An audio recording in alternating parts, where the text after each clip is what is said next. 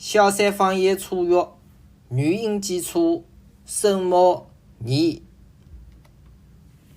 大家好，欢迎学习萧山话。本次课介绍萧山话的色擦音声母 z、c、z、j、q、j。z，萧山话的 z 声母发音同普通话的 z， 但是发音略紧。z、例词练习 z、早、早、这、这就、祖宗、子、闹钟、吃。萧山话吃声母发音同普通话的吃，吃、吃、吃。例词练习：炒、炒、菜、吃、盛放、菜丝、熬吃、起炒。子。萧山话子声母发音类似普通话的z，但是是一个浊音，跟上一期学的 b、的、g 一样。浊音发音时音调低沉，喉咙松弛，并且微弱送气，带有一个一样的浊气流。子、例词练习：子、早、做、这、作业、整理、护着、压着。z、c、z 三个声母构成三分对立，发音部位同为舌尖与齿龈，而发音方式不同。z 是不送气清音，c 是送气清音，而 z 是浊音。z、c、z。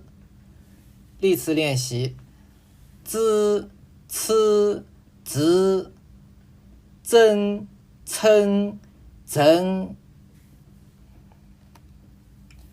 其中 z 声母和 z 声母的发音区别需要特别注意。z 是轻声母， z 是浊声母。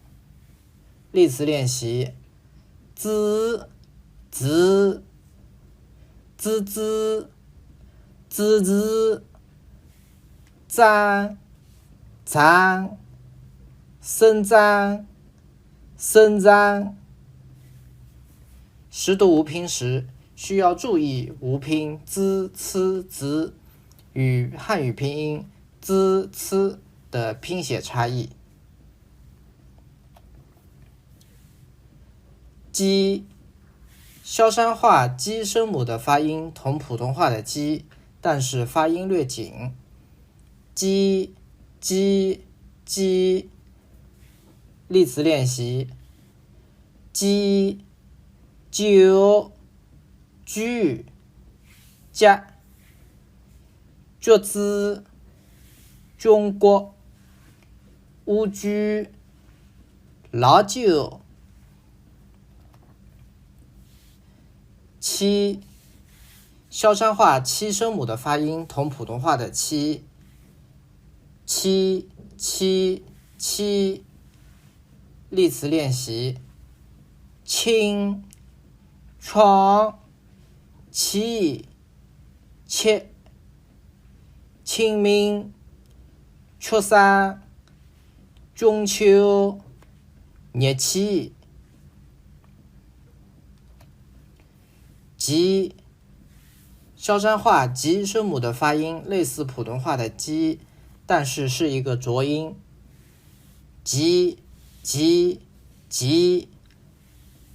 例词练习：中、举、酒、节、夹子、酱笔、民众、月节。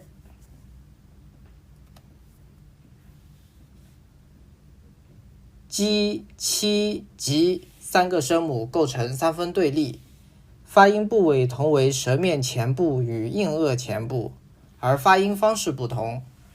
鸡是不送气清音，七是送气清音，而吉是浊音。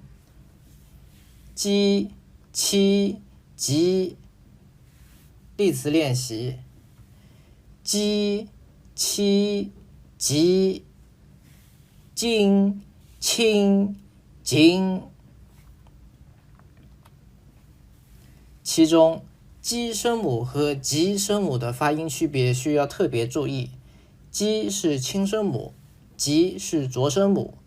例词练习：揪、揪、来揪、来揪、接、接、接、接。识读无拼时需要注意无拼鸡、七、吉与汉语拼音鸡、七的拼写差异，而且要避免跟普通话的呲、吃混淆。方言差异，尖团之分。萧山城乡方言清、清、萧、萧读音都是一样的，然而在部分郊区，比如衙前一带的农村的老派口音里，一个念清，一个念清，一个念萧，一个念萧，两批字的读音是不一样的。有一个很有名的例子，萧山话的萧西寺，一句骂小孩的话，在那一部分人的口音里面就会念成萧西寺。这种语音特征叫做分尖团，其中鸡、七、吉、西、习声母的发音称为团音，而滋、呲、子、思、思声母接上一开头的韵母时，即鸡、七、吉、西、习的发音称为尖音。分尖团的口音在萧山已经很罕见，这种方言差异仅供了解，无需学习。